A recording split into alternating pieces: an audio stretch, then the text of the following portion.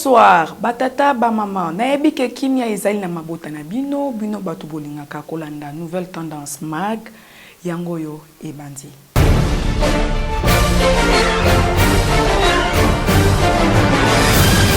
Tofongola édition lelo na elema ya le 8 mars ndenge nini ba mama bakutanaki na Félix Antoine Tshisekedi. Reportage. Dollar kita.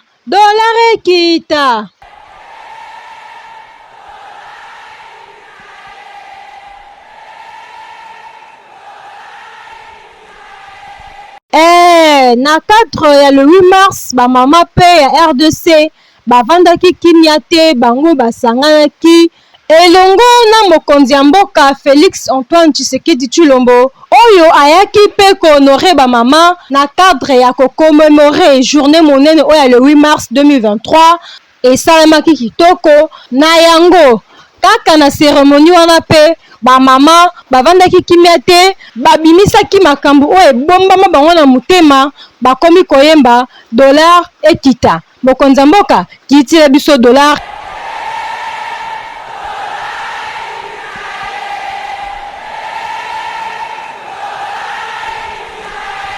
Se plaide auprès de votre auguste autorité la représentation accrue de femmes dans la liste électorale et leur inscription en nombre et en ordre utile.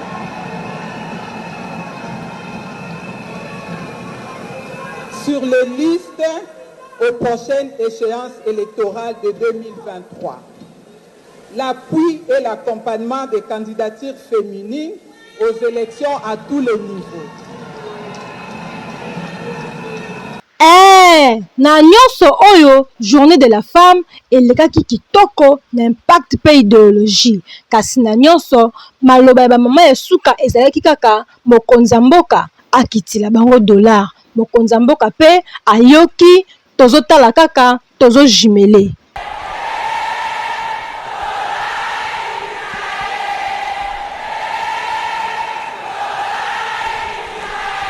Kaka na date ya le 8 mars, ba mama na biso ya Est batikalaki simate, basanganaki pona kosambela nzambe ya kitama wana ye, na tina ya mboka na biso ya Est kuna. Reportage.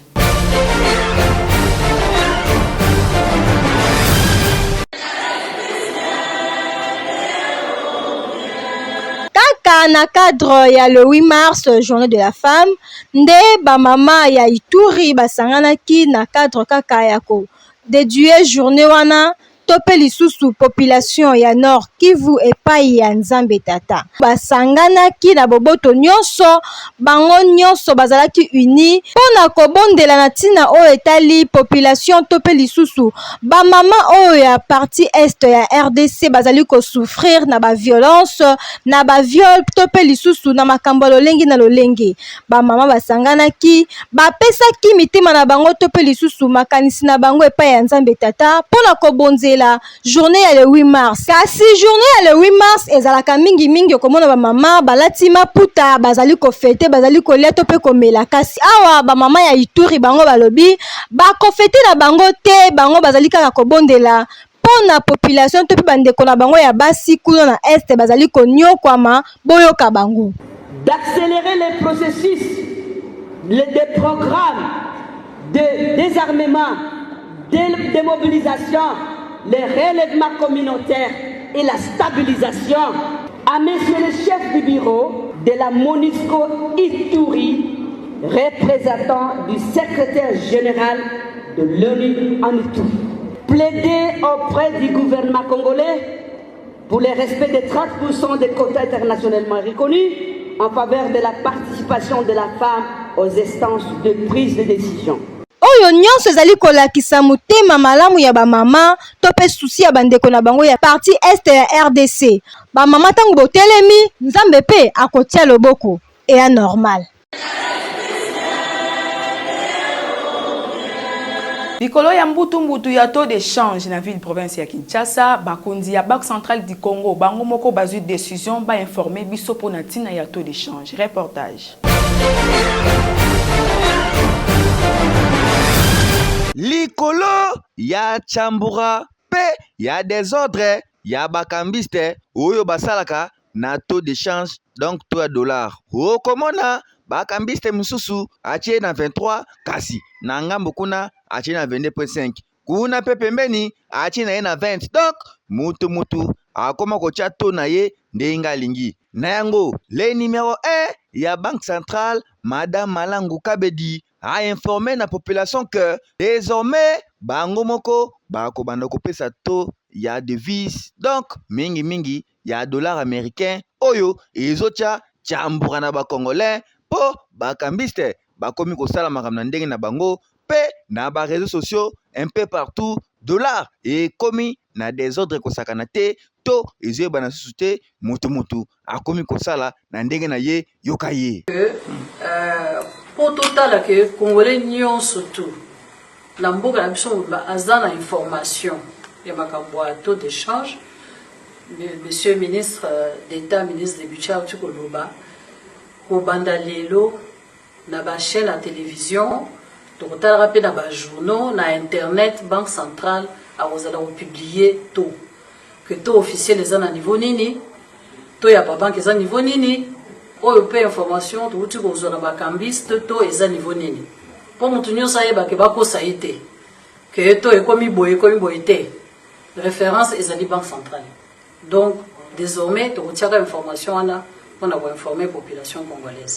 En tout cas, oyo eza initiative a bien oyo Banque Centrale ezwi po esilisa désordre oyo ezosalama mingi na niveau ya bakambiste oyo dollar eyebanaka lisusu te olalo la muki 500 mati olalo la muki 1000 francs mati. Donc chambre kota vérité à taux eyebanaka lisusu te kasi na nyonso oyo bakongolais misusu pe tango bayoki message oyo bandimi mpe basepeli mais na sima bazonyonga buli na bango ezalaki ke ndenge bapesi message oyo na suka pe bakoloba ke non dollar pe bientôt ezokita to ezozonga ndenge ezalaka na kala po basepela kasi message bayoki ezalaka ya information ya to ya dollar. En vrai dire oyo bakongolais banda kozela yango bayoki te mais longo na kaka dossier à suivre. Dans Nord Kivu, lieutenant-colonel Djiko Kayiko a lancé message que M23 balingi kotika cesser le feu pour attaquer FARDC. Tandis que cesser le feu CP Samaki. Tout le reportage oyo.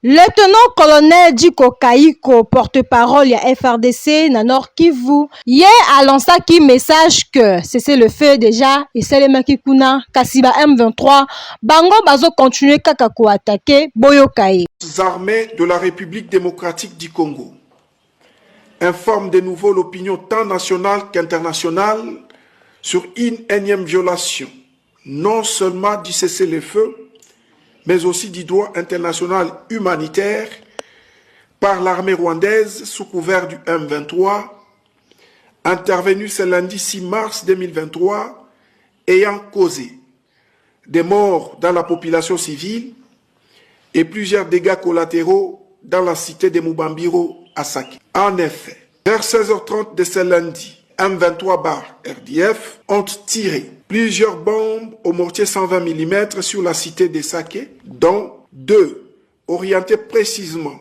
à la base de la MONUSCO de Mubambiro, 2 au cantonnement du contingent burundais, récemment déployé dans le cadre de l'East African Community Regional Force, EAC/RF en sigle, 2 autres dans les camps de déplacés, ainsi que 2 autres dans la cité fortement peuplée environnant Mubambiro. Cet agissement barbare et terroriste a causé des dégâts dont voici les bilans provisoires. 3 personnes mortes, dont 2 sur place et une autre à l'hôpital.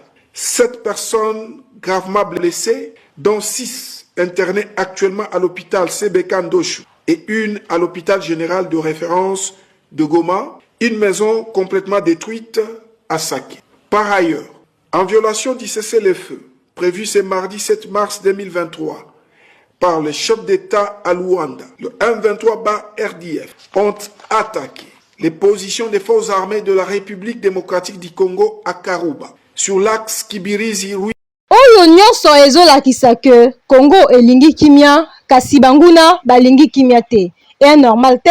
Toke na Congo Central, na village ya Lubwaku, population ezolela na pasi ya mai, bakondi ya régie des eaux bosala mo eloko. Reportage.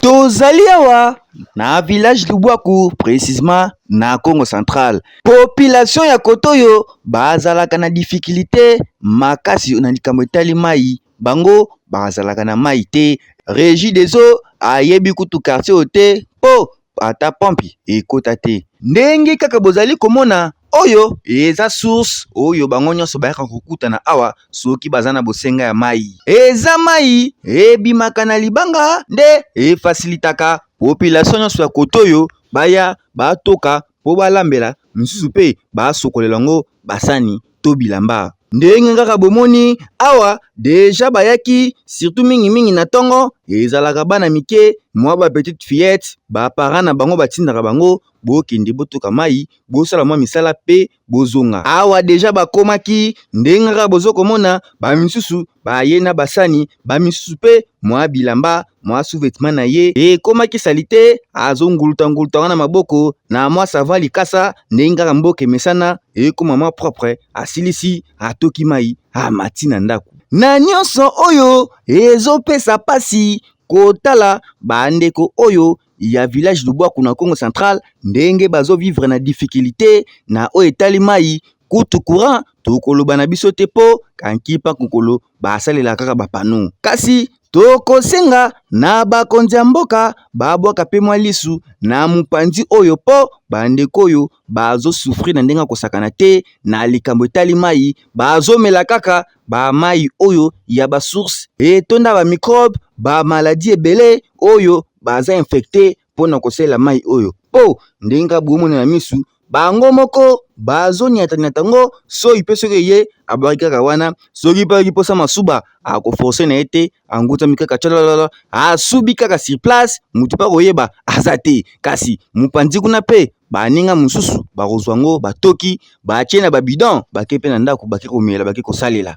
Tika bino bobo boyaka kwa botika babisa moto bota mikana mayo nyonso tosala kana mayo se bino be botika la bino botika po eloko malunga bosala kesala ngoti tondima biso da ko souffrir yango totuni na mesele gouverneur ya Congo Central. Est-ce que otambolaka pe na ba village to otambolaka te po eza na ba village mususu soko komi okotangisa mai misu po komona ba conditions de vie neti ya boye ezopesa pasi pe mawa po l'eau c'est la vie kasi bango kotoyo l'eau eza susu vie te ekoki pe kokoma le contraire po amayo bazomela ekobotela bango maladi. Papa tambolaka pe longwa na bureau malili otalaka pe population ya ba village mususu na Congo Central ndenge bazo vivre neti ya boye soki bosali mwa eloko ata mwa mai bokotisi bakozala nesengo makasi penza boye normal te. Na Kinshasa soki olali nzala seke baluka yo. Article 15 retrouva ya ba jeune. Reportage. Débrouillez-vous pour vivre nde rythme Kinshasa ezalaka. Donc soko za na kina bana kin ba ko pese belé oyo ko créer pour vivre. Neti awa bino moko botala bano bozomona boye bango bapona na bango musala ya kotia ba cirage donc ya kobongisa ba sapato ya bato balamukaka na tongo deja basombaki cirage na bango pe na ba brosse na bango oyo batielaka ba ketch propre baye nango inde ti na rond-point un peu partout tokoma komona bango toki bakomi babandaka cope na bango bien courage soki kaka moni papa wana kiti na mutuka ye wana pusani papa pusana na nika ngo ekoma propre esonga sika okomona pe client aye apesi lokolo na ye baniki ye akei kasi soko tali ba outillage bazalaka nango pe bakisi oyo basokolela ba ketch yo moko regrette po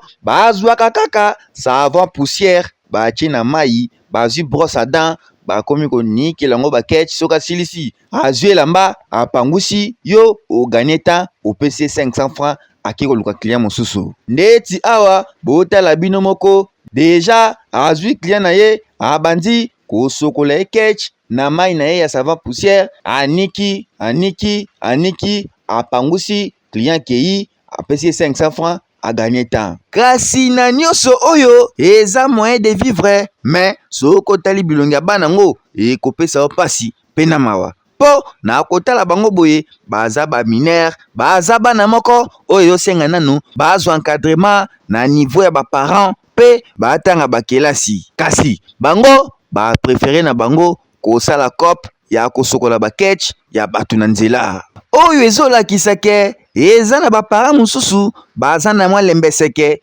kote ya bana. Okomona parent a négligé mwana atangisi ete asundoli atiki ye nde esalaka ke bana ba se retrouver na ba cop oyo ya kosala misala oyo. Kasi na tour pe ya bana eza na bana mususu pe bakoma na bango matoi mangongi. Okomona aluli mbongo alingi classe te alinga kota neka na cop akoma chayer.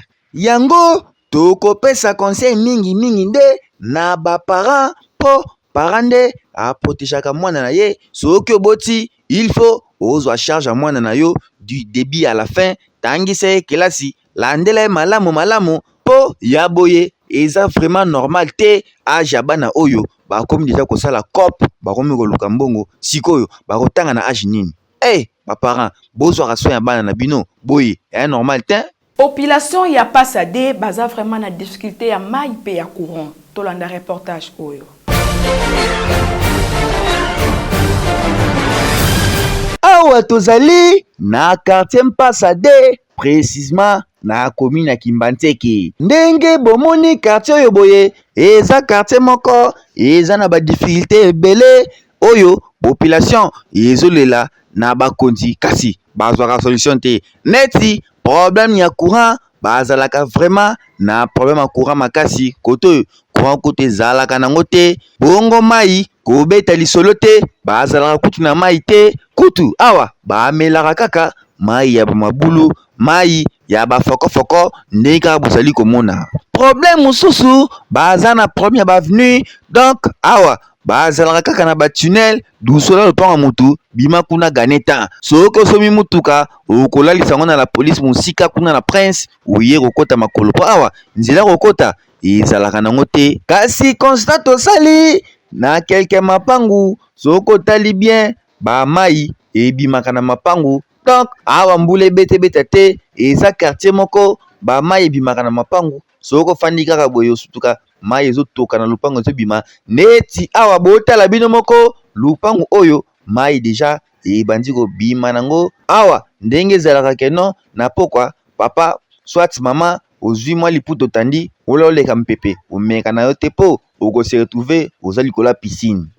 Kasi na nyonso oyo ezolakisa biso ke milie oyo eza nano rekile eza milie moko bakonza mboka fo botya mwa lisu po Kinshasa eza munene. Soki bokotiseli bango ta courant ou bien pe mwa mai ekosala ke bazala développer quartier oyo etangama pe parmi ba quartier nyonso po oyo nyonso eza kaka capital. Yango totuni ba député oyo babimaka koto oyo bokenda wapi o bochanza mapangu to nini po population ezonyonga na kombo na bino surtout ba mama bakoma kobeta bamaputa bazozela bino boya lisusu na ba élection zoya boya kokosa bango na ba 2000 francs na ba polo oyo ebenda na kasinga soko sokola ngo 2 jours après inzuluki bokoyoka ngonga yango yo muto zoluka ba voix ba voter yo yaka salama loko kotiata courant population oyo nyonso bakozala kaka na sima na yo boye kotika bango eza normal te. Tokabwanaka bongo te sans pourtant boseka mukie na rubrique na biso ya Imurkin baponi nanyo.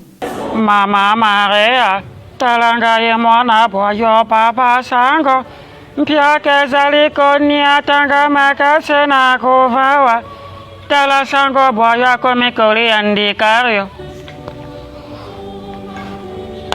ezali soni makase osoki bandimi bwanga baye kotala sango na kuva na zoli andikario le pays va mal.